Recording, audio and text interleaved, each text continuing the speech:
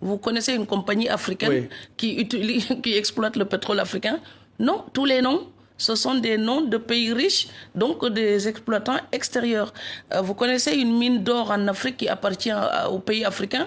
À part l'Afrique du Sud, ça n'existe pas. C'est toujours. Ce que vous dites, impossible d'avoir de l'électricité dans les villages africains, alors que l'uranium du Niger fait tourner les centrales nucléaires occidentales. À plein régime.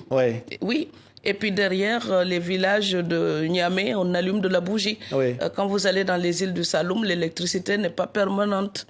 Et donc tout ça, franchement, si votre uranium permet d'alimenter les centrales nucléaires occidentales, vous pouvez au moins négocier une centrale nucléaire pour l'Afrique de l'Ouest.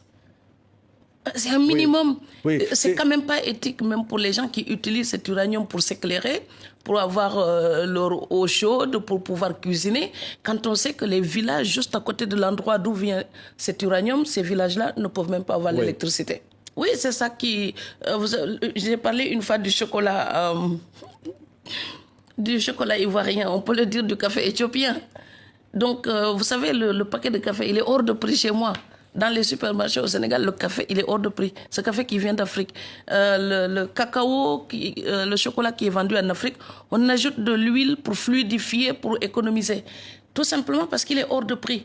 Mais honnêtement, transformer juste le chocolat et faire des tablettes de chocolat en Afrique, c'est quand même à notre portée. Pourquoi on ne le fait pas? Donc l'Afrique ne souffre pas d'un manque de ressources. L'Afrique souffre du défaut de transformation. Il faudrait consommer local, transformer et valoriser les produits de manière locale. Qu'est-ce qui fait la richesse de l'Europe? C'est d'avoir aussi pu transformer ces produits locaux. On va me dire la colonisation. Oui, je le sais. Il y a la colonisation. Oui. Tout ça a fait des réserves. Mais aujourd'hui, utilisons l'exemple de l'Europe, sa manière d'utiliser ses propres ressources, sa manière de valoriser, de transformer. Essayons de l'appliquer nous aussi.